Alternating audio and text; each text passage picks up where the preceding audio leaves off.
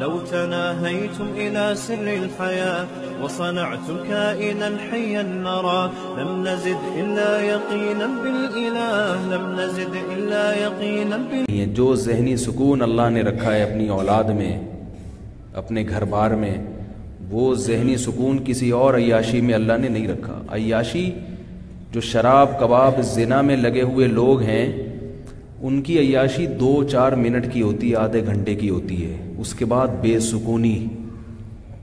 جیسے شراب پینا والا جب شراب پیتا ہے تو وقتی سکون میں آتا ہے، اس کے بعد تھوڑی دیر بعد اس کی وہی کیفیت. ہیروئن کی ہیروئن کو دیکھ کے اگر کوئی یہ سمجھے کہ یہ سکون میں ہے تو اس سے بڑا بے وقوف دنیا میں کوئی ہوگا؟ ارے ابھی یہ سٹا لگا رہا ہے تو سکون میں ہے، تھوڑی دیر بعد دیکھنا جب اس کو سٹا نہیں ملے گا تو کیا حالت ہوگی. نہیں یاری میرا خیال ہے. ایسے ہی زنا اور شراب میں پڑنے والے جب تک اس عمل سے گزر رہے ہوتے ہیں وقتی لذت ہوتی ہے، اس کے بعد بے سکونی کے کانٹے. ہر وقت ان کو انٹرٹینمنٹ کے لیے کچھ نہ کچھ چاہیے. پھر ہر لذت کا انسان عادی ہو جاتا ہے، دل بھر جاتا ہے، پھر چاہتا ہے اس سے زیادہ چاہیے مجھے. اور اللہ نے دنیا ایک حد تک دی ہے ہر ایک کو، لامحدود دنیا. قارون اور فرعون کو نہیں ملی تو مجھے اور آپ کو کہاں سے ملے گی؟ قارون سے زیادہ کما سکتے ہیں. ان مفاتحہ لتنوء بالعصبۃ اولی القوہ. اللہ فرماتے ہیں اس کے خزانوں کی چابیاں جانور لے کے چلا کرتے تھے. خزانے کتنے ہوں گے، چابیاں اتنی تھیں. اور فرعون کو کیسی حکومت، کتنی عیاشی، لیکن انسان کی صحت ساتھ چھوڑنا شروع کر دیتی. آپ کتنی دولت رکھ لیں، آپ اپنی صحت کو بریک نہیں لگا سکتے کہ میں جتنا جوان ہوں یہیں رک جاؤں. بالآخر آپ نے بوڑھا ہونا ہے اور صلاحیتیں آہستہ آہستہ ختم ہونی. شراب پی لو جتنی مرضی پینا ہے، کب تک پیو گے؟ کچھ وقت کے بعد آپ کا جگر خراب ہو جائے. جیسے ہیروئنچی ہے نا، ہیروئن میں مزہ بہت زیادہ ہے، تباہی بھی اسی حساب سے. چرس میں مزہ کم ہے. میں نے نہ چرس پی کے دیکھی نہ ہیروئن پی کے دیکھی. کہیں آپ کہیں گے یار کیسی رپورٹیں پیش کر رہی ہے. لیکن چرسیوں کو بھی دیکھا ہے اور ہیروئنچیوں کو بھی دیکھا ہے. تو دیکھنے سے پتہ چلتا ہے زیادہ مزہ کس کو آ رہا ہے؟ ہیروئنچی کو آ رہا ہے، کیونکہ وہ بالکل ٹون ہو جاتے ہیں نا، بالکل ایسے. چرسی پھر بھی تھوڑے سے نارمل رہتے ہیں، ان کو کم مزہ آتا ہے.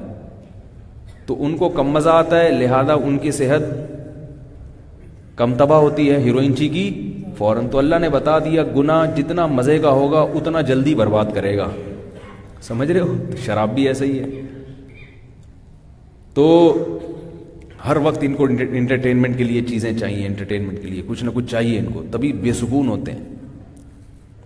آپ دیکھ لیں گوروں کی زندگی، یہ جو اتنی تفریحات میں لگتے ہیں نا گورے. میں ملیشیا گیا تو وہاں کچھ پکنک پوائنٹ تھے، وہ ہمارے دوست تھے، ایک مولوی صاحب مسجد کے امام، مجھے لے گئے تو ہر جگہ گورے پہنچے ہوئے. تو مجھے پتا چلا کہ یہ لوگ اپنی پوری تنخواہ تفریح میں اڑاتے ہیں. مجھے اتنا ان پہ ترس آ رہا تھا کہ ان کا کوئی گھر بار نہیں ہے. ہم تو سفر میں ہوتے ہیں تو 1 ہفتہ 2 ہفتہ بس دل چاہتا ہے کہ اب کہاں بھاگو، گھر بھاگو، ٹھکانہ ہے، ایک آشیانہ ہے. ان بیچاروں کا کوئی ٹھکانہ ہی نہیں ہے.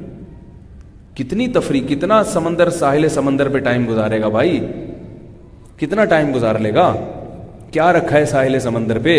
کیا ہے وہاں پہ؟ تو پڑے ہوئے ہیں رات کو بھی دن میں بھی، شرابیں پی رہے ہیں، بس زندگی اسی میں.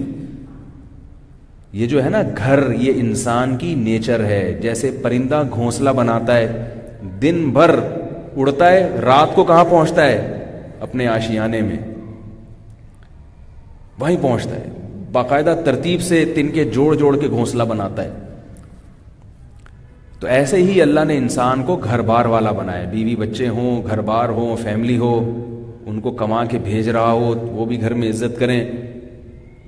اس زندگی سے وہ لوگ ہمیشہ کے لیے محروم ہو گئے. اب تفریح شراب کباب دیکھ کے بے سکونی ہو رہی ہے ان کو کہ یار کوئی زندگی ہے بیچاروں کی. تو لوگ کیا کرتے ہیں کہ دنیا کے لیے بال بچوں کی ٹینشن سے دور بھاگتے ہیں. تو ان کو دنیا سے مراد سکون نہیں ملتا. وقتی طور پر پیسہ اکٹھا ہو جاتا ہے, کروڑ پتی بن جاتے ہیں, لیکن کسی کام کا نہیں ہے وہ پیسہ. غریب آدمی تھکا ہارا گھر جاتا ہے نا, وہ اپنے بچوں کے ساتھ بیٹھ کے سوکھی روٹی بھی کھاتا ہے, اس کو اس میں بھی مزہ آتا ہے. اور دیندار آدمی کیا کرتا ہے کہ یار میں بھی ان بکھیڑوں میں پڑ گیا تو تبلیغ میں کیسے نکلوں گا, خانقاہ کے سلوک کے منازل کیسے طے ہوں گے, گھر سے فون, ادھر مراقبے میں بیٹھے ہوئے فون آئے گا جی واپسی پہ 6 انڈے لیتے ہوئے آنا. مراقبے کی ایسی کی تیسی ہو گئی ساری, سمجھ رہے ہو, محاسبہ کرنے اپنے اعمال کا. ادھر سے بچے کی رونے کی آواز آئی, بولے کم بخت پھر گر گیا. بچے تو ایک دوسرے کو پٹائی بھی لگاتے رہتے ہیں, شکایتیں بہت لگاتے ہیں. ابو اس نے جو ہے نا کہیں بیٹھ جاؤ آگے بولیں گے ابو یوں کر رہا تھا, ابو ایسے بول رہا تھا.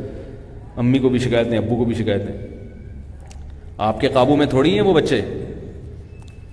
تو نبی صلی اللہ علیہ وسلم نے رہبانیت سے منع کر دیا کہ نہ نہ نہ. صحابہ کو کہا تزوجو, نکاح کرو, اولاد بھی رکھو, عیسائیوں کے راہبوں کی طرح مت بنو, اولاد بھی پیدا کرو. تزوج الودود الولود, ایسی عورت سے نکاح کرو جو زیادہ بچے جننے والی ہو. اس میں آپ صلی اللہ علیہ وسلم نے بتا دیا کہ مقصد اگر اللہ کی رضا ہے تو اللہ کی رضا اس میں زیادہ ہے. ان کے ہوتے ہوئے جتنی عبادت ہو جائے وہ اللہ کو مقبول ہے. اسی لیے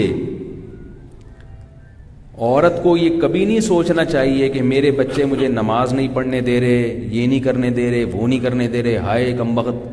کوئی بات نہیں, جتنی نماز ٹوٹی پھوٹی آپ سے ہو رہی ہے اللہ یہ نماز زیادہ اچھی قبول کرے گا اس عورت سے جس کے اولاد نہیں ہے اور وہ خشوع و خضوع سے نماز پڑھ رہی ہے, کیونکہ یہ اللہ کی خاطر ہے نا.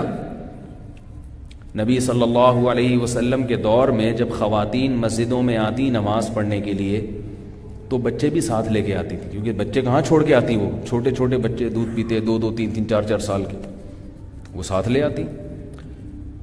صحیح بخاری کی حدیث ہے, وہ بچے پھر نماز میں تنگ بھی کرتے تھے, روتے بھی تھے.